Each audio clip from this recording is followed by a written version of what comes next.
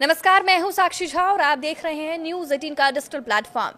केरल में हाल ही में हुए नगर निकाय चुनाव के नतीजे राज्य की राजनीति में नए संकेत दे रहे हैं।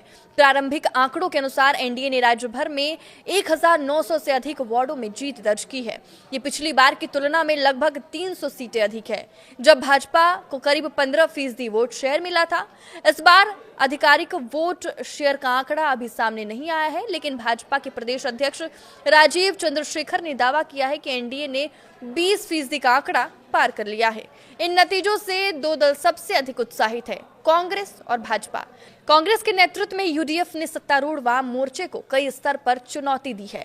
ग्राम पंचायत, ब्लॉक पंचायत, नगर पालिका और नगर निगम, चारों स्तरों पर कांग्रेस ने वाम मोर्चे को कड़ी टक्कर दी और कई जगहों पर निर्णायक बढ़त हासिल की।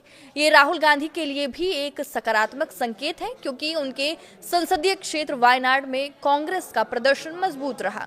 दूसरी ओर भाजपा के लिए भी ये चुनाव ऐतिहासिक साबित हुआ है। सबसे बड़ी खुशी तिरुवनंतपुरम नगर निगम से मिली है।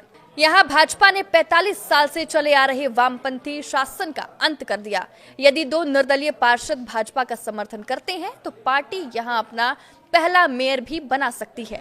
ये जीत भाजपा के लिए प्रतीकात्मक और रणनीतिक दोनों ही दृष्टि से महत्वपूर्ण है। भाजपा ने उन क्षेत्रों में भी पैठ बनाई है जिन्हें अब तक वामपंथ का अभेद गढ़ माना जाता था। कोझिकोड में भाजपा ने 13 सीटें जीती, जबकि कन्नूर में उसे 4 सीटों पर सफलता मिली। इसके अलावा पलक्कड़ नगर पालिका पर भाजपा ने अपना नियंत्रण बरकरार रखा और त्रिपुनिथुरा नगर पालिका में जीत हासिल की।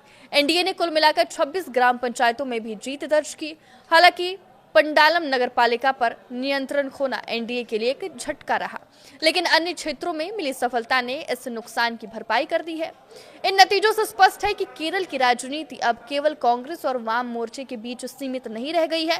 भाजपा ने कई जगहों पर तीसरे विकल्प के रूप में अपनी मौजूदगी दर्ज कराई है। इससे राज्य में मुकाबला धीरे धीरे त्रिकोणीय होता जा रहा है। भाजपा की बढ़ती ताकत ये संकेत देती है कि आने वाले विधानसभा चुनावों में समीकरण और भी जटिल हो सकते हैं। भाजपा ने इस नेतृत्व में विकास को ही अपना मुख्य मुद्दा बनाया। ये वही फॉर्मूला है जिसे पार्टी ने उत्तर भारत और अन्य राज्यों में अपनाया और सफलता हासिल की। अब दक्षिण भारत में भी यही रणनीति कारगर साबित हो रही है। तिरुवनंतपुरम में भाजपा की ऐतिहासिक जीत को इसी विकास की राजनीति का परिणाम माना जा रहा है। पार्टी ने स्थानीय स्तर पर बुनियादी सुविधाओं, रोजगार और पारदर्शी शासन को लेकर जनता को आकर्षित किया। केरल निकाय चुनाव के नतीजे राज्य की राजनीति में बड़े बदलाव की ओर इशारा कर रहे हैं। कांग्रेस ने वाम मोर्चे को चुनौती दी है, जबकि भाजपा ने कई क्षेत्रों में अभूतपूर्व सफलता हासिल की। तिरुवनंतपुरम नगर निगम में जीत भाजपा के लिए ऐतिहासिक है और ये संकेत देती है कि केरल में अब मुकाबला त्रिकोणीय हो चुका है। आने वाले विधानसभा चुनाव में ये नया समीकरण राज्य की राजनीति को पूरी तरह बदल सकता है। आप किस वजह पर क्या राय है, हमें कमेंट करके जरूर बताएं। नमस्कार।